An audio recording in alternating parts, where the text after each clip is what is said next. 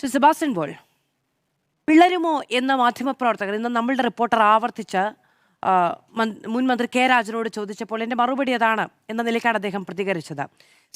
CPI ബന്ധം ഉലച്ചിലുകളില്ലാതെ മുന്നോട്ട് പോകാനുള്ള എല്ലാ സാധ്യതയും അവസാനിച്ചു കഴിഞ്ഞു എന്നങ്ങ് കരുതുന്നു?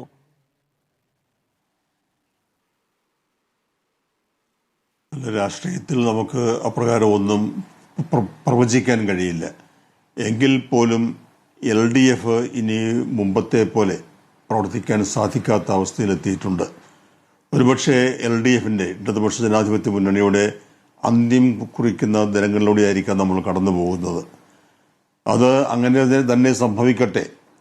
CPI എന്ന പാർട്ടിയെ നമുക്ക് ആവശ്യമില്ല എന്ന ഒരു നിഷേധാത്മകമായ സമീപനമാണ് LDF പക്ഷത്തു നിന്നും നമ്മൾ കണ്ടുകൊണ്ടിരിക്കുന്നത്, പ്രത്യേകിച്ച് പ്രതിപക്ഷ നേതാവ് പിണറായി വിജയന്റെ ഭാഗത്തു നിന്ന്.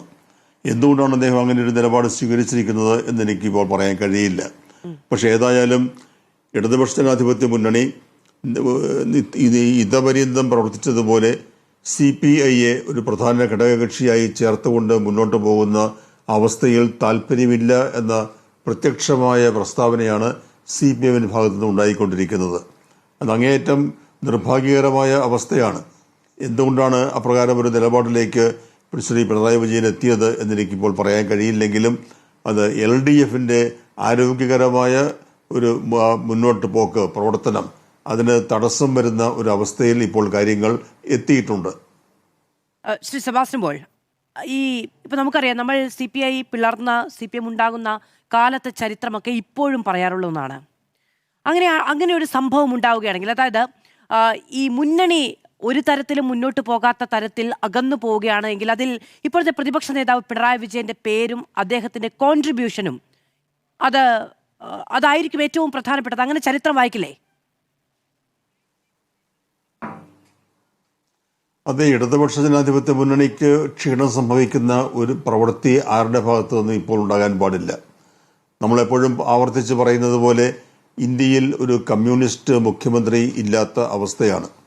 കമ്മ്യൂണിസ്റ്റ് മുഖ്യമന്ത്രി മാത്രമല്ല, ഒരു കമ്മ്യൂണിസ്റ്റ് പ്രതിപക്ഷ നേതാവ് അത് കേരളത്തിൽ മാത്രമേ ഉള്ളൂ. അങ്ങനെയുള്ള അവസ്ഥയിൽ എന്തിനാണ് ഇപ്രകാരമുള്ള ഒരു ഒരു ഒരു കടുംപിടുത്തം, പിടിവാശി പിണറായി വിജയന്റെ ഭാഗത്തു നിന്ന് ഉണ്ടായിരിക്കുന്നത്? LDFന്റെ ഭാഗത്തു നിന്ന് ഉണ്ടായതായി നമുക്കിപ്പോഴും വ്യക്തമായ സൂചനയൊന്നുമില്ല. എന്തിനു വേണ്ടി? ഒരു ഇല്ലാത്ത പദവിയാണിത്. പ്രതിപക്ഷ നേതാവ് എന്ന പദവി നമുക്കുണ്ട്, അത് നമുക്ക് മനസ്സിലാക്കാം. പക്ഷേ പ്രതിപക്ഷ ഉപനേതാവ് എന്നത് ഒരു ഇല്ലാത്ത പദവിയാണ്. അതൊരു പദവി എന്ന് വേണമെങ്കിൽ നമുക്ക് പറയാം എന്നേ ഉള്ളൂ. അത് CPI ആവശ്യപ്പെടുന്നത് അവരുടെ അത്യാഗ്രഹമോ അമിതമായ ആഗ്രഹ പ്രകടനമോ ഒന്നുമല്ല. അത് ന്യായമായി തന്നെ അവർക്ക് നൽകാവുന്ന ഒരു കാര്യമാണത്. അതെന്തുകൊണ്ട് അത് ചെയ്യുന്നില്ല എന്ന് മാത്രമല്ല, പ്രകോപനപരമായ രീതിയിൽ പ്രതിപക്ഷ നേതാവ് പിണറായി വിജയൻ അക്കാര്യത്തിൽ പ്രതികരിക്കുകയും ചെയ്യുന്നു. വാസ്തവത്തിൽ അദ്ദേഹം ഇതിലൊന്നും പറയേണ്ട കാര്യമില്ലല്ലോ. അത് LDF ഉണ്ട്, CPMന്റെ സംഘടനാ സെക്രട്ടറി ഉണ്ട്. അവിടെയാണ് ഇതൊക്കെ ആലോചിച്ച് തീരുമാനിക്കേണ്ടത്. ആ തീരുമാനം വരട്ടെ എന്ന് പറയുന്നതിന് പകരം വളരെ പ്രകോപനപരമായ രീതിയിൽ അങ്ങേയറ്റം നിഷേധാത്മകമായ ഒരു നിലപാട് വർത്തമാനം പിണറായി വിജയന്റെ ഭാഗത്തുനിന്ന് ഉണ്ടായിരിക്കുന്നു.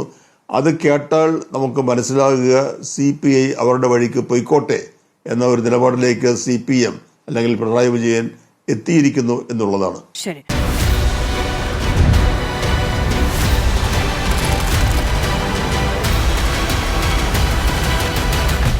ഡിബേറ്റ് വിത്ത് മാധു സജി.